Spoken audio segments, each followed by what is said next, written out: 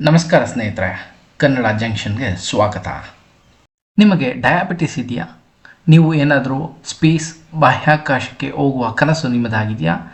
ಬನ್ನಿ, ಇಲ್ಲಿದೆ ವಿಶೇಷ ಆವೃತ್ತಿಯ ಸೂಟ್ರೈಟ್ ಪ್ರಯೋಗ. ಭಾರತೀಯ ಗಗನಯಾತ್ರಿ ಗ್ರೂಪ್ ಕ್ಯಾಪ್ಟನ್ ಶುಭಾಂಶು ಶುಕ್ಲಾ ಅವರು ಜೂನ್ 8ರಂದು ಅಂತಾರಾಷ್ಟ್ರೀಯ ಬಾಹ್ಯಾಕಾಶ ನಿಲ್ದಾಣಕ್ಕೆ ತೆರಳಲು ಸಿದ್ಧತೆ ನಡೆಸಿದ್ದಾರೆ. ಈ ಯೋಜನೆಯಲ್ಲಿ ಅವರು ಮಧುಮೇಹಕ್ಕೆ, ಸಕ್ಕರೆ ಕಾಯಿಲೆಗೆ ಸಂಬಂಧಿಸಿದಂತೆ ಒಂದು ಮಹತ್ವದ ಪ್ರಯೋಗವನ್ನು ಕೈಗೊಳ್ಳಲಿದ್ದಾರೆ.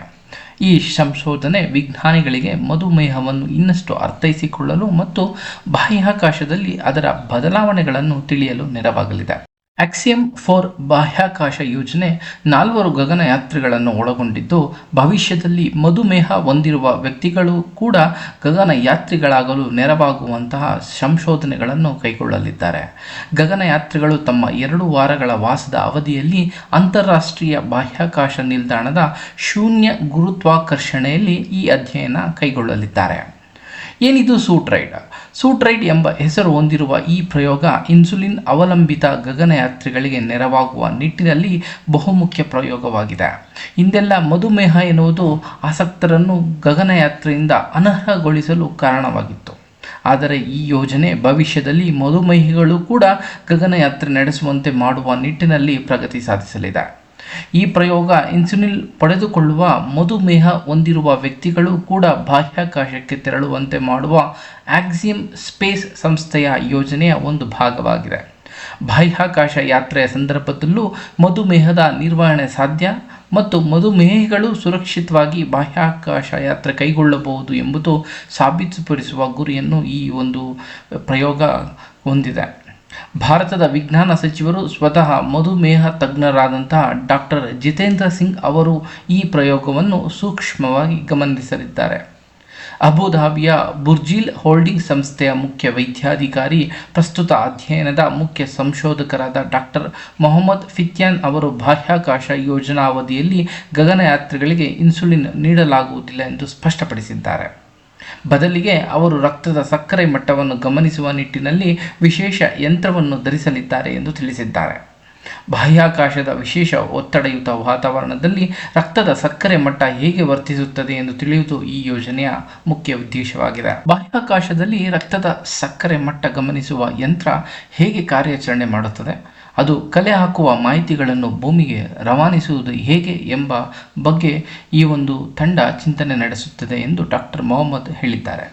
ಅದರೊಡನೆ ಅಂತಾರಾಷ್ಟ್ರೀಯ ಬಾಹ್ಯಾಕಾಶ ನಿಲ್ದಾಣದಲ್ಲಿ ಇನ್ಸುಲಿನ್ ಬಳಕೆಗೆ ಯೋಗ್ಯವಾಗಿದೆಯೇ ಎಂಬ ಕುರಿತು ಅಧ್ಯಯನ ನಡೆಯಲಿದೆ ಎಂದು ಅವರು ತಿಳಿಸಿದ್ದಾರೆ. ವಿಶ್ವ ಆರೋಗ್ಯ ಸಂಸ್ಥೆ 2024ರ ವರದಿಯ ಪ್ರಕಾರ 18ಕ್ಕಿಂತ ಹೆಚ್ಚು ವಯಸ್ಸಿನ 14% ಜನರು ಮಧುಮೇಹಕ್ಕೆ ತುತ್ತಾಗಿದ್ದಾರೆ. ಭಾರತವನ್ನು ಜಾಗತಿಕ ಮಧುಮೇಹದ ರಾಜಧಾನಿ ಎಂದು ಕೂಡ ಕರೆಯಲಾಗುತ್ತಿದೆ.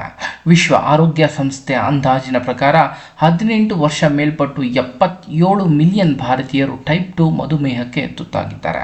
ಅದರೊಡನೆ ಬಹುತೇಕ 25 ಮಿಲಿಯನ್ ಜನರು ಮಧುಮೇಹ ಪೂರ್ವ ಸ್ಥಿತಿಯಲ್ಲಿ ಇದ್ದಾರೆ ಎನ್ನಲಾಗಿದೆ.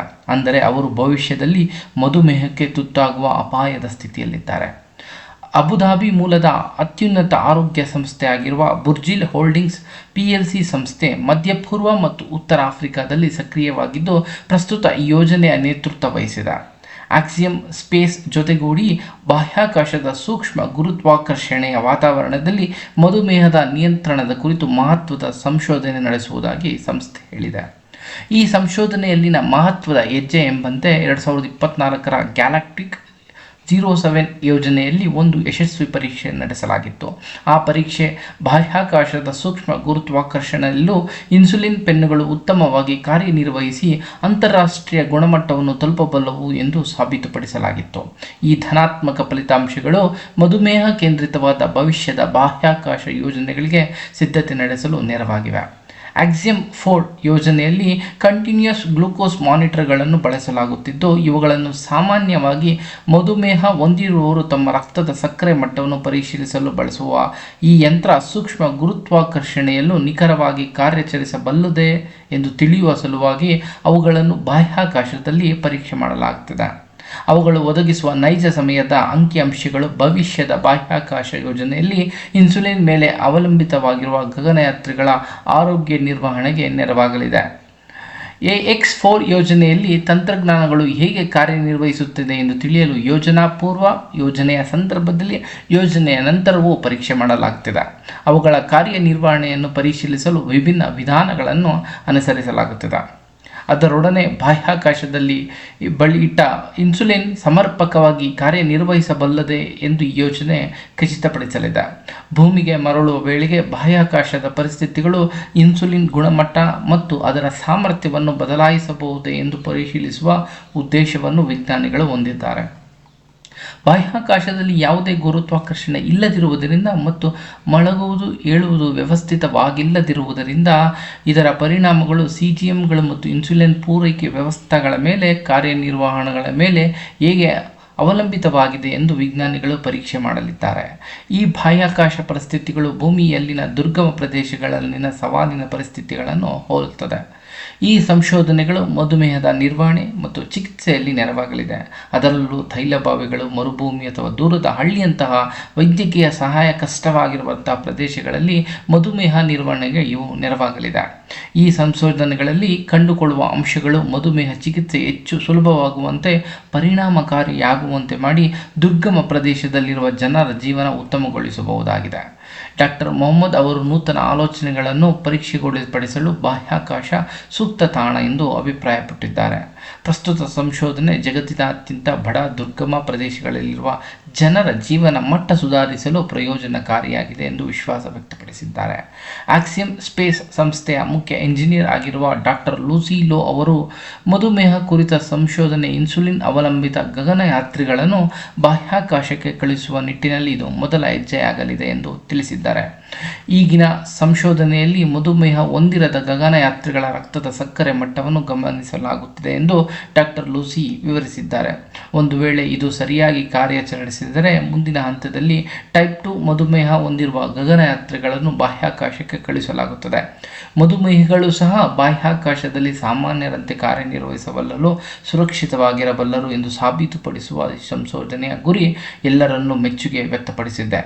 ವೈಯಕ್ತಿಕವಾಗಿ ಸೂಟ್ರೈಟ್ ಪ್ರಯೋಗದ ಕುರಿತು ಉತ್ಸುಕರಾಗಿರುವ ಡಾಕ್ಟರ್ ಲೂಸಿ, ಆಕ್ಸಿಯಮ್ ಸ್ಪೇಸ್ ಸಂಸ್ಥೆಗೆ ಈ ಯೋಜನೆ ಭವಿಷ್ಯದಲ್ಲಿ ಮಧುಮೇಹಿಗಳು ಸೇರಿದಂತೆ ವಿಭಿನ್ನ ಜನರಿಗೆ ಬಾಹ್ಯಾಕಾಶದ ಬಾಗಿಲು ತೆರೆಯಲು ನೆರವಾಗಲಿದೆ ಎಂದು ತಿಳಿಸಿದ್ದಾರೆ. ಸೂಟ್ರೈಟ್ ಬಾಹ್ಯಾಕಾಶ ಸಂಶೋಧನೆಯ ಫಲಿತಾಂಶಗಳು ಭೂಮಿಯಲ್ಲಿರುವ ಮಧುಮೇಹಿಗಳಿಗೆ ಉತ್ತಮ ಆರೋಗ್ಯ ಸೇವೆ ಒದಗಿಸಲು ನೆರವಾಗಬಲ್ಲವು ಎಂದು ಡಾಕ್ಟರ್ ಲೂಸಿ ಆಶಾವಾದ ವ್ಯಕ್ತಪಡಿಸಿದ್ದಾರೆ. ವಿಡಿಯೋವನ್ನು ನೋಡಿದ್ದಕ್ಕಾಗಿ ಧನ್ಯವಾದಗಳು. ದಯವಿಟ್ಟು ಸಬ್ಸ್ಕ್ರೈಬ್ ಮತ್ತು ಲೈಕ್ ಮಾಡಿ.